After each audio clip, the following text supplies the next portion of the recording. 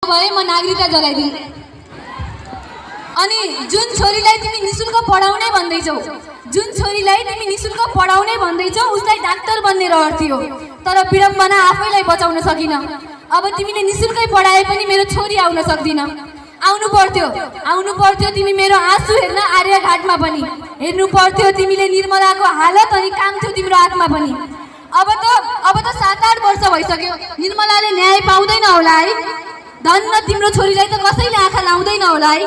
म आएको थिएँ खाली खुट्टा रुँदै तिम्रो आँगनसम्म न्याय माग्नलाई, जसरी तिमी आज आएको छौ जुत्ता टल्काउँदै हाँस्दै आँगनसम्म मेरो भोट माग्नलाई।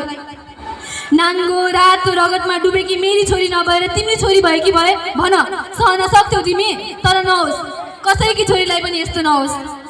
भन ल, यस्तो कानुन बनाउन सक्छौ र? ल मान, मैले भोट हालिदिएँ तिमीलाई, भन निर्मलालाई फर्काएर ल्याउन सक्छौ र? अनि के रे, मेरो छोरालाई काम लगाइदिने? हेर, भन्न सक्ने ममा ताकत छैन, न त तिमीमा सुन्न सक्ने क्षमता छ।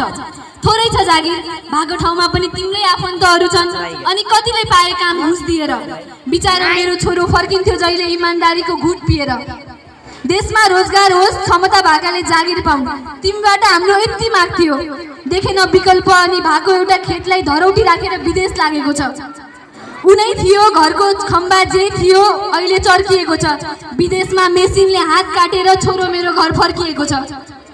सत्य हुँदा त काम नपाएको उसले भन अब झन् के काम पाउँछ होला र? तिमीलाई भोटमा हाल्न जाँदा मेरो छोरोको हात पलाउँछ होला र? अब मेरो बुढालाई तिमीले फर्काउनु पर्दैन। छोराछोरीसँग रहरले होइन बाध्यताले टाढिएका थिए। अब सकिसक्यो मेरो जवानी, छैनन् सन्तान पनि, अनि भत्किएको छ मेरो घर पनि। अब त छैन उसलाई देश फर्किने रहर पनि। उता उसलाई बाँच्नै कठिन लाग्छ अरे। हारेको श्रीमान थाकेको बाउलाई अब टाढै बस्न ठिक लाग्छ अरे।